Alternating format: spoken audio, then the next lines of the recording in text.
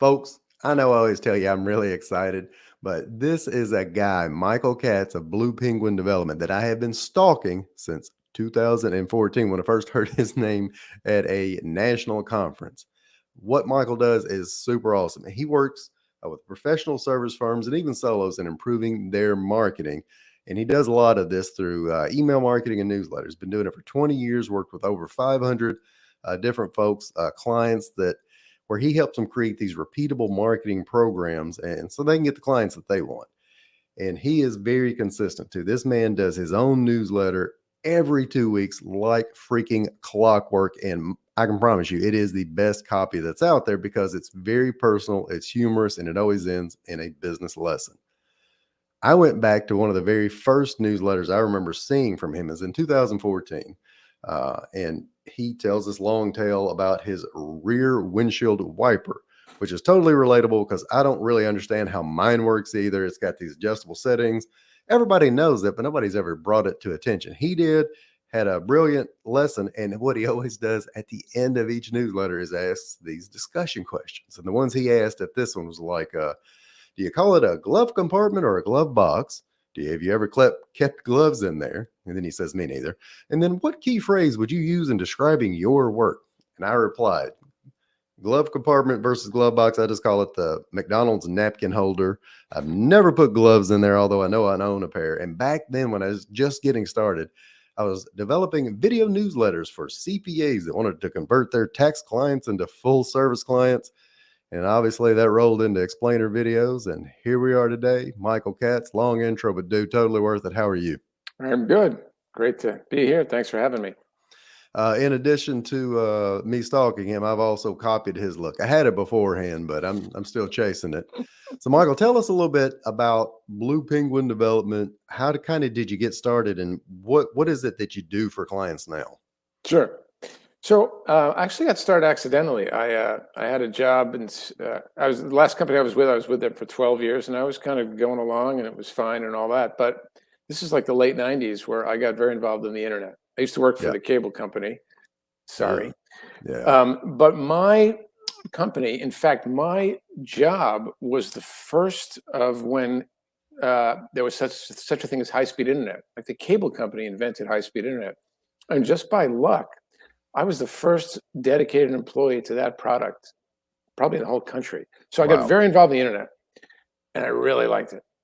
And so as time went on and this thing became more of an established product, I was like, oh man, I just don't want to go back to the way what kind of stuff I used to do. But it was an exciting time, late 90s, 2000. Sure.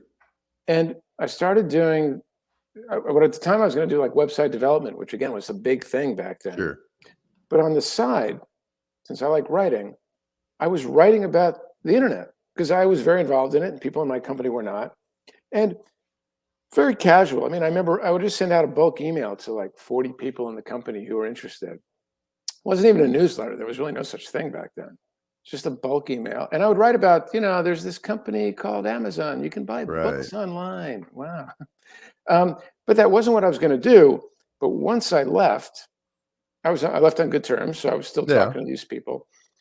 A few things happened. One is people I'd never heard of asked to be added to the list, which was really weird in 2000. But I'll bet. Okay.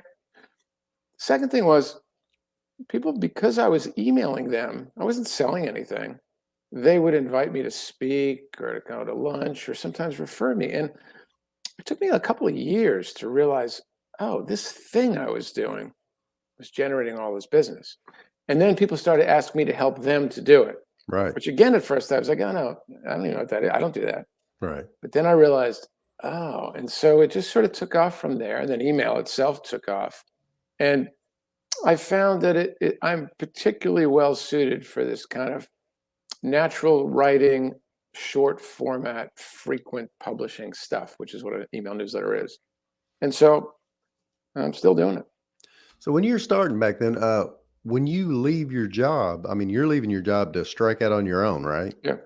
Well, so if it wasn't email newsletters at that point, was it web development? Yeah, I was going to build, everybody thought they needed a website. No one knew anything about it. I'd gotten involved in building the company website like 2 or 3 websites inside the company. And so Right. I kind of just had a lead on what most people knew about how to do it, what mattered and all that. And I thought, oh, I'll do this for other people. Totally unsuccessful for I a was number of about to reasons. ask, your kids were young at that point. Was that not scary? Yes, if you want to rattle your father and father-in-law, that's how both my father and my father-in-law, who were like, World War II veteran Oh guys, my God. You've left a worked job. they worked for the same companies their entire careers. Sure they did. So they were all about like tenure, and here I was 12 years, and I'm like, it would be like if one of my kids left a job to become an influencer. Sure. Yeah, that's So exactly what they think. You're gonna go yes, make the things on the computer for the people, and they probably thought you were just nuts. yes, and I have to say, because I'm not really a risk taker, I really don't quite remember how I did that. Yeah. Um, Very supportive wife, but I had 3 kids under the age of 7 at the time, Wow. and so, um, but I look at my life now as before Sure. that and after that. Like it was the best thing I've Yeah, ever that was done. the line. That's the line in the sand. I work with so many people that do these little side hustles, and some of them will Right. end up taking a leap of faith, and it's really common. Whatever they take that leap of faith into isn't the thing, but it's the starting point. And I guess that's Yes. what it was with you. I never knew that. Yeah. All this stalking, I missed that. So when you start figuring out that people want these newsletters, obviously, and I say newsletters, I keep narrowing it down. You do more things than that. So kind of give us an idea right now of what does a business model look like? When somebody Sure. comes to work with you, what happens? Well, so newsletters have always been the sweet spot. Um, Maybe the lowest it's ever been in terms of my like revenue is 50%, and the highest um, at its peak when I used to work with big clients, which I don't do anymore, it might have been 85% of my revenue.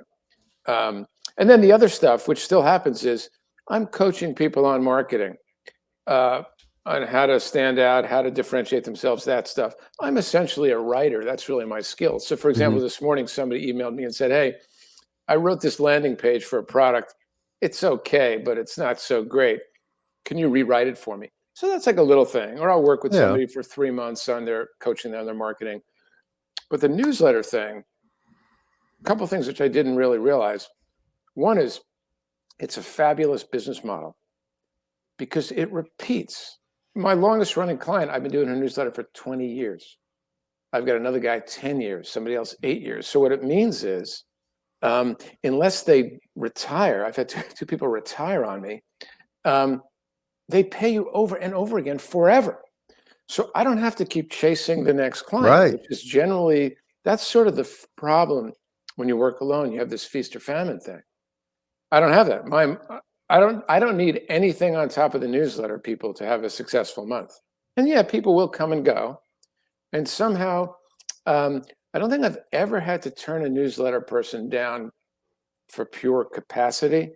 Mhm. Like somebody will show up and somebody won't. Okay, I'm stretched for a little while because I got too many. Yeah, I'm involved in different ways in probably 15 newsletters a month. But it's a nice pace for me. I work completely alone on that. I outsource. I have a tech guy. I have design people. I have a virtual assistant, but I don't have anybody else writing because I like doing that, and that's kind of my thing. And even though I've written, I don't even know, thousands of individual issues for people, somehow it just never gets old to me. I just like doing it. So it's worked out great. So how do you write from so I've seen yours. How do you write from their point of view? So if the folks watching here are trying to figure out how do they write a newsletter, how are you doing it for somebody else? How do you go through Sure. that process? So again, by accident, I realized I'm really good at taking your knowledge and voice and turning it into English that another human wants to read. Okay. So my clients, and at this point, I only work with professional service providers, financial planners, consultants, recruiters, coaches, and I only work with really small companies. So whoever like is running the firm, and my biggest client has, I don't know, 16 people. That's who I'm talking to, all the way down to solos. So these people are expert in what they do. Like if I were going to talk to you about explainer videos, Right. you don't have to do any research. We would just pick a topic, like anything. Like why, I mean, making this up, why you should never use the color blue on a Tuesday. Right. I don't know. Yeah. And I would say to you, Explain that to me. And you, even though you may not have thought it through ahead of time, you know the answer. Do this, don't do that. So I'm good at forcing smart, successful people to explain to me what are you talking about? That's who their readers are. So for whatever reason, I always say, like, you're an orange and I'm a juicer. Like, I don't bring any information, Right. but your problem is you can't drink an orange. So I get it out of you, write it in your voice. And so I'm good at that. Like, it's not me. And so sometimes someone will come to me and go, "Oh, your newsletter's funny. Can you make mine funny?" And Right. I'm like, Are "Are you you funny? funny?" And if the answer is no, I'm like, "Well, that's not good, because you want your Right. newsletter to feel like I just had coffee with you, not me." Yeah. And there's no real right or wrong personality. I've got some clients that are very, very businessy, straight-laced, don't talk about their family or anything. Sure. I've got other clients that are, F-bomb stuff. We usually clean that up a little. Sure. But that's how they talk. Talk about their lives and all that. So I'm just trying to reflect that. And so that's, to me, also part of what makes it interesting, that I have to be aware of who's talking here. And so anyway, it's a weird little niche, but it's worked out well. So are these usually 400 words, 800 words? There's some variation in that too. I find that two things I think you have to do in a newsletter. It has to be long enough that I read it and I go, "Oh, I just learned something. I just learned why I shouldn't publish on Tuesdays with the color blue." Right.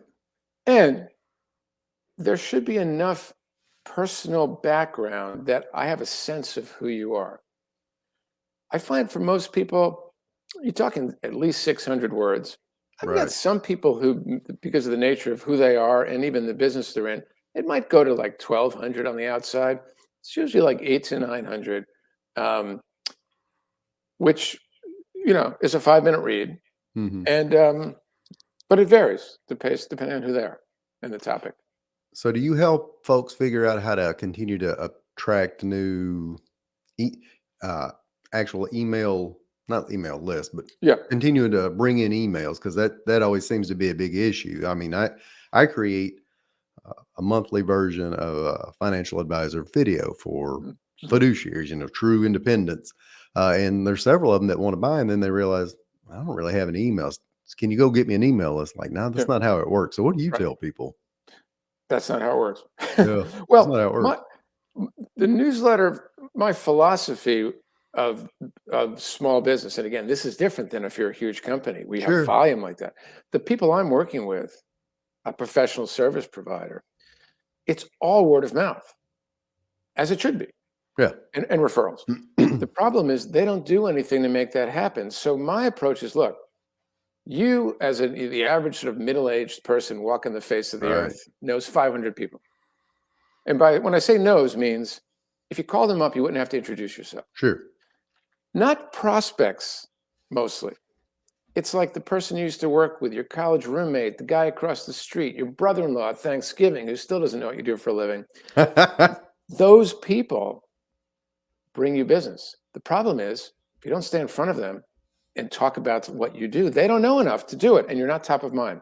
So it's not really a list size thing. Sure. My starting point is to say, because people will say, "I don't know anybody." And I'm like, well, okay. So if you were going to take where do you keep the emails of the people you know? And it might be, oh, it's an Outlook, or some people have a Sure. CRM, but it's usually very random. It's all over the place. I'm like, Oh, yeah. great. You need to create an Excel spreadsheet of everyone you know. Download all that stuff, export it from LinkedIn, whatever. Then go through the spreadsheet, throw out everyone you can't claim to have a relationship with. So it's not just like people from your Sure. alumni. Throw out everybody you hate and never want to talk to again. That's your starting point. Right. So 500 is a fine number for somebody like me. I don't need millions of people. Most of my people don't add a lot of people. Like, again, I've been doing it for a while, so I have a big list, and I get traffic from my site where people I don't know add themselves. But most professionals, I coach them on, look, when you meet somebody, you say to them, if you're connecting, "Hey, I have a newsletter. I'd love to stay in touch. Can I add you to it?" But you don't need thousands. The bigger problem is most people don't stay in touch. And so the Right. relationships kind of go cold. And the newsletter is really just a proxy for lunch.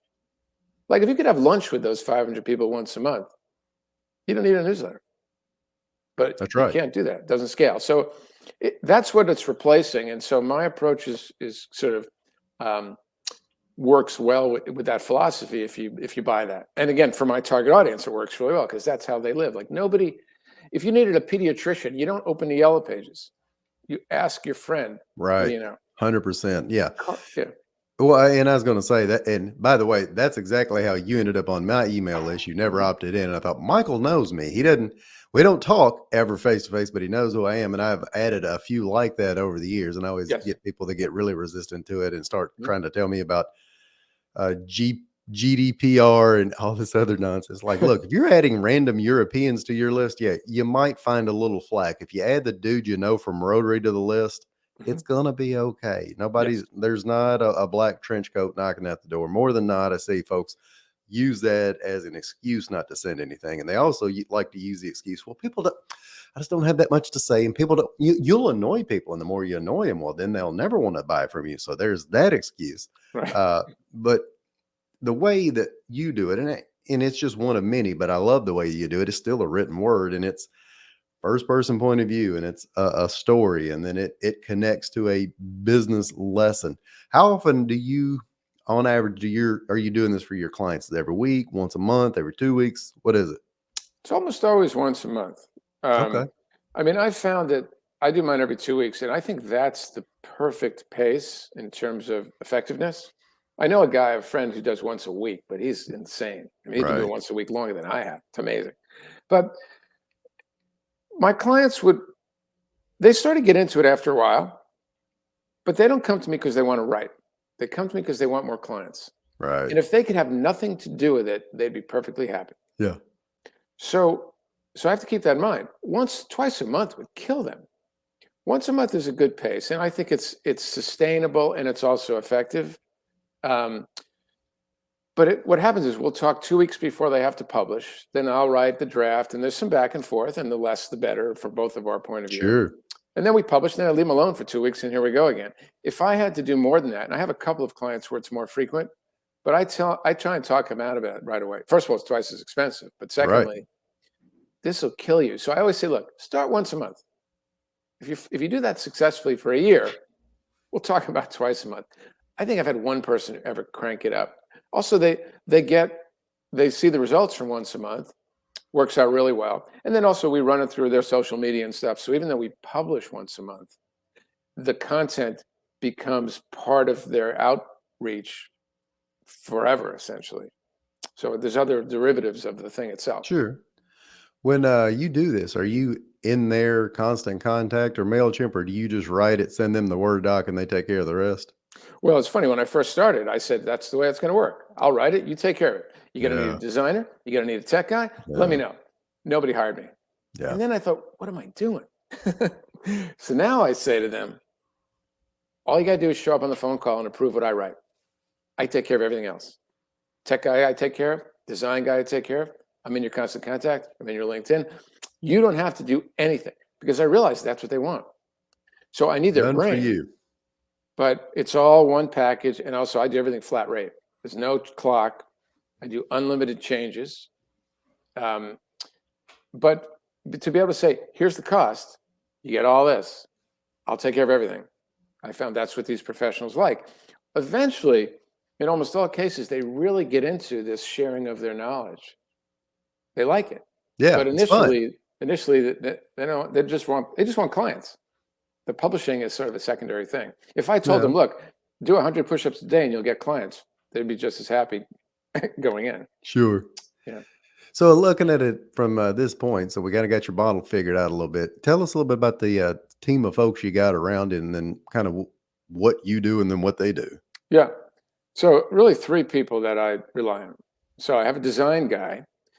Um, he will design the front end when we first launch, but then I don't need him again for the newsletter anyway, because the newsletter is like a magazine, like Time Magazine looks the same every week. So Right. he does that. He does a lot of other design stuff for me and whatever website and all. Then I have a tech guy.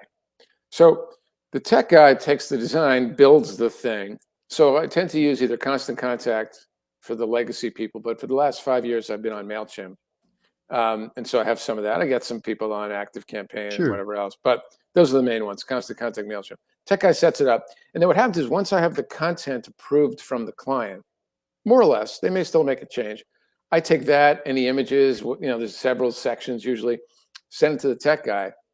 And even though I could do 95% of what he's about to do, he's way faster, Oh, yeah. he's better, he can fix any weird imagey thing. And also I send it to him, go do some other thing, and then tomorrow he sends me all formatted. And then I still go in and fool that I want to be the last person to touch it. So Gotcha. I'll still do the send. And I give a preview to my client and all that. And then I have a virtual assistant who takes care of this sort of social stuff, the monthly reporting and all that. But those are my three people. I got an accountant and a lawyer and all that. But Sure, in sure. terms of the business, those are the three. I don't outsource any of the words to people. So in doing all of this, and I think I already know the answer because I try to ask people, other than word of mouth and referrals, which I'm sure is where everything you do comes from, since that's what you're helping other people generate. What else do you do to stay in front of people besides the bi-monthly newsletter? Well, so the Bi-monthly. newsletter Is it itself. semi-monthly? No, it I would always be, get bi and semi mixed up. you have to remember bicentennial was 200 years. 200 years. So bi-weekly. Anyway, it's I bi-weekly. learned something, baby. Bi-weekly or semi-monthly, however you want to call it. That's right.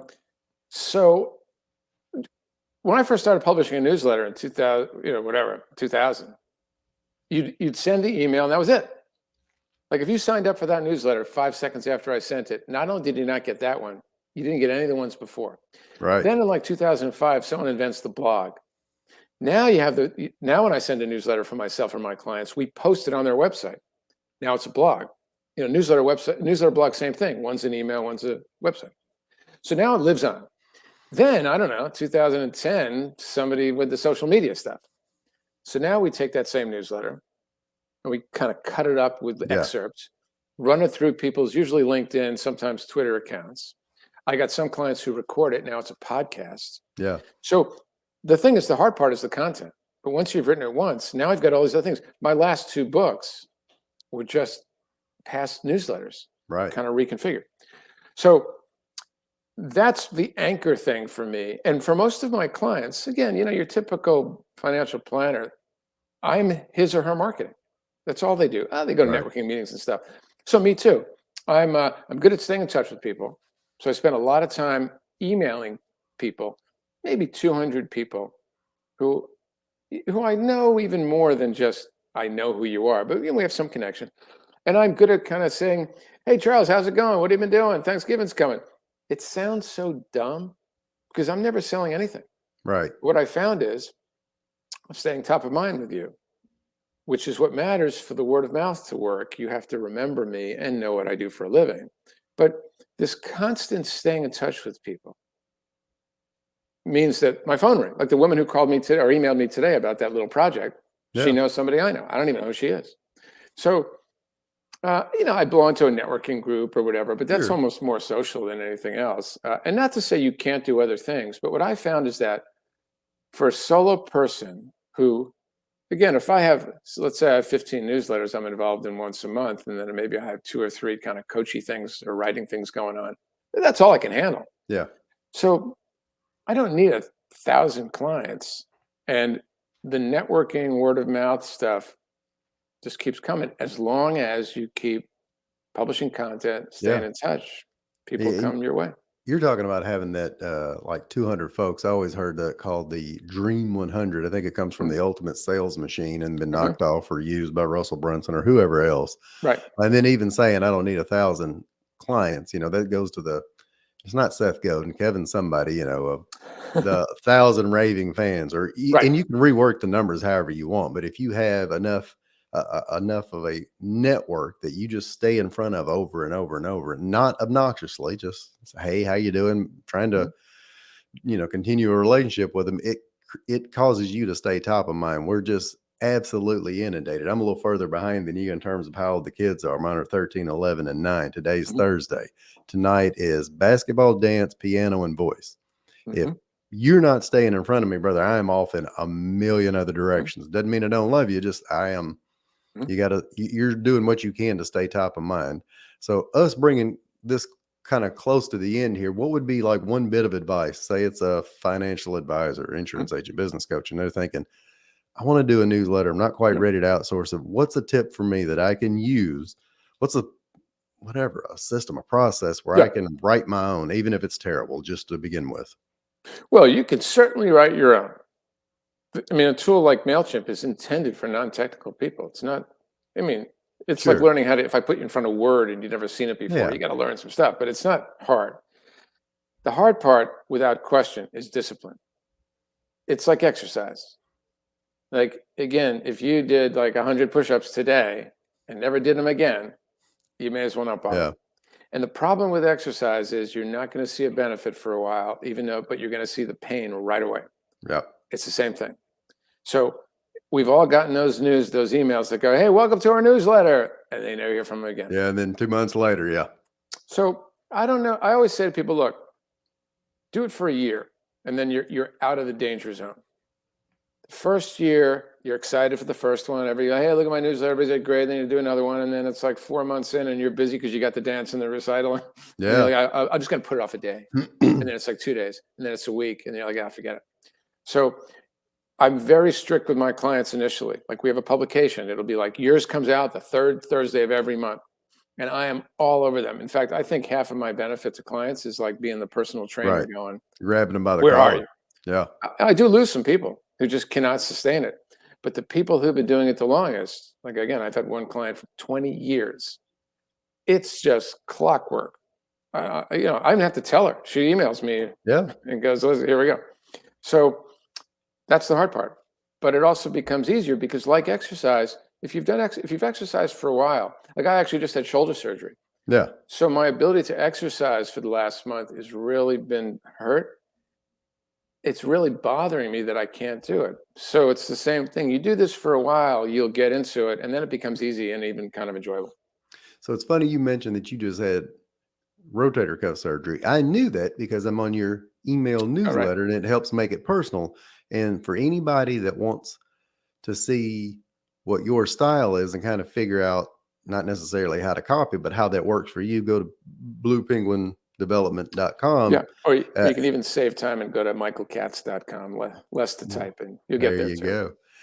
But what I'm telling you guys do is to get on the email newsletter list and see it's a story and then it relates to these two or three, usually 3 points. And for anybody that, if you're trying to figure out what am I supposed to write, think of your top 12, top 24 most commonly asked questions, pain points, things that people constantly want to know, or even better yet, what are the top 10 things you think people should know that they never ask you? Hmm. Come Hmm. up with a separate list of stories or daily observations and just, it'll be ugly at first, I assume, but you start matching these two up and then you're kind of off to the Right. races.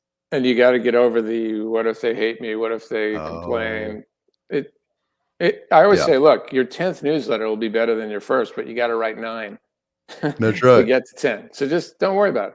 So You know? speaking of newsletters, we'll make a quick transition here. You were talking about taking both of those, creating 2 books based off your newsletter. So tell me, what's a good book you're reading right now, or your favorite book, or insert Yeah. book here?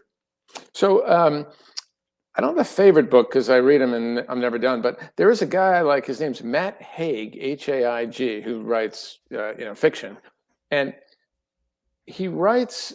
I like time travel, like not a science fiction way, but I like where it's like you're a person who gets sent back 200 years or something.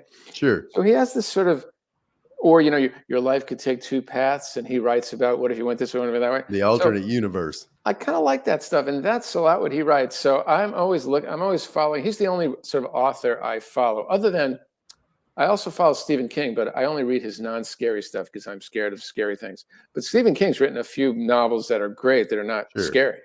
the Stand So by Me stuff. yeah, or like I think it's called 1963, about the guy who goes back in time um, to stop the Kennedy assassination. Anyway, he's obviously a great writer. So those are the 2 people I kind of follow. Which of the two, if you had to get a choice to sit down and have a beer with, which one would you pick? It's funny. I'm always a little concerned about the "don't meet your heroes" thing, because what if you Hey, hate it's them? legit. But I guess Stephen King, just because it'd be like, how creepy is he in real life? Yeah. So probably be Stephen King. Yeah. Good deal. Right. Michael, we went a little over. That's a ton of great information. Folks, I can't stress enough. Get in touch with this guy. Check out his work. Michael, you've already told us, but repeat again. How can somebody get in touch with you? Just my name, michaelkatz.com, and there you go. That's that easy. All right, folks. Michael, hope shoulder gets better, brother. Me too. Thank you. Have a good one. All right.